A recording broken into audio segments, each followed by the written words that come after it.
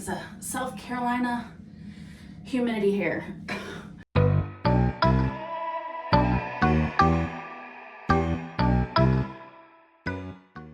Hey, I'm Crystal, a local realtor based here in Lexington, South Carolina. I come on here once a week-ish to talk all things Lexington, South Carolina, things to do here, tips on buying and selling here, and just overall everything about Lexington, South Carolina. We're gonna get into HOAs just a little bit, just my opinion really about HOAs.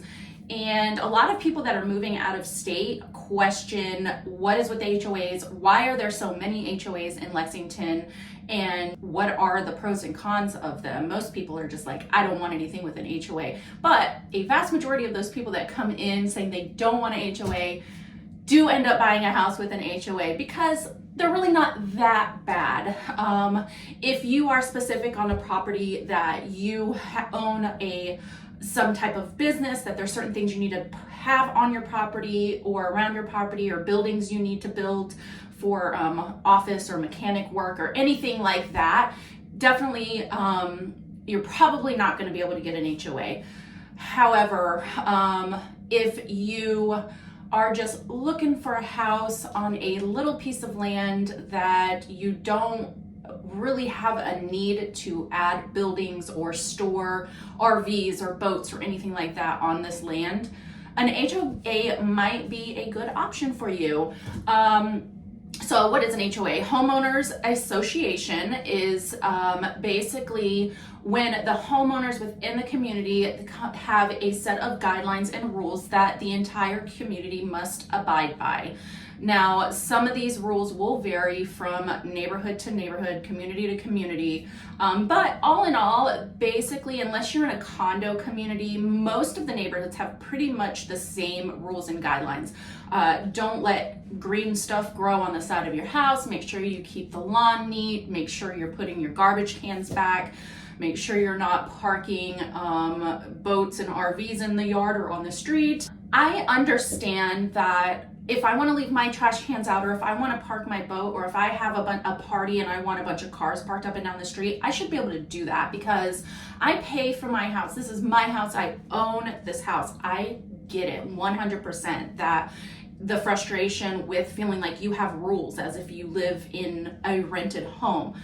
I will say in my experience, now I'm not saying break HOA rules, absolutely not, it's not what I'm saying. But what I am saying is that some HOAs are very strict. I have came across a few that are, you will get fined if you don't do this and this and this, but a large majority of the HOAs are pretty laid back. They have their rules and guidelines, and as long as you're not consistently breaking these rules, consistently causing a nuisance and making a mess of everything, they're pretty laid back for the most part. If you're on vacation and you have your trash can sitting out for an extra day or two, as long as it's not a recurring issue, you're not going to be fined for it. You may get a warning if you don't have your trash cans covered up, or you constantly are parking in the street.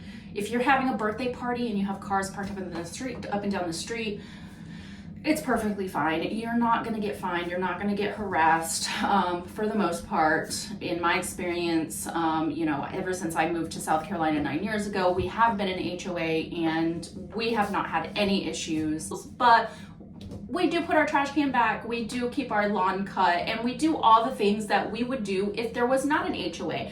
And really, it's more of a benefit to me because my home value is going to stay high, because when people are coming and buying homes in this neighborhood, they're seeing a nice, clean neighborhood. Everything looks in order. So, of course, the houses are going to sell for more than neighborhoods that have overgrown yards and car parts everywhere. Nobody wants to live near that, and nobody wants that to be your neighbor. It just makes for a nicer neighborhood, a nicer community. HOAs typically run, they're all over the place. Some neighborhood you'll go into and it's as low as $25 a year, and it only just kind of keeps the grass cut in the common area, or not even that, even just to set some guidelines throughout the community so everybody's on the same page. Or even like $1,000 a year, maybe even more than that if you live in a condo and they have a lot more amenities that are attached to the community. But I would say an average HOA, probably about $400 to $500 a year. Typically, if your HOAs are $400 to $500 a year, you're probably going to have a pool in your community, probably going to have playground and common areas for kids to play, sidewalks, the front of the neighborhood is nice and manicured, maybe even a social committee that brings the community together and has free events like Santa or a egg hunt, things like that. And that's really nice because it brings everybody together and you save the money from having to go out somewhere else to get those things done. Now, I'm not saying every HOA has those perks, but a lot of them do, and that's definitely a plus. So I will say Lexington specifically, a majority of our neighborhoods here are newer neighborhoods with an HOA. Non-HOA neighborhoods definitely exist. You can definitely find houses in non-HOAs, and they're nice neighborhoods. It's not like every one of them are trashed, but some of them you can kind of drive through and tell there's definitely no HOA here.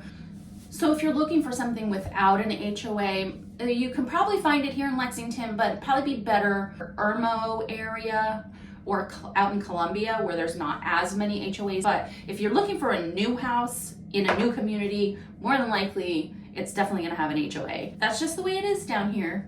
You have your pros and you have your cons of your HOA. So let me know what you think. If it's something that you may consider, I definitely think come and have an open mind about an HOA.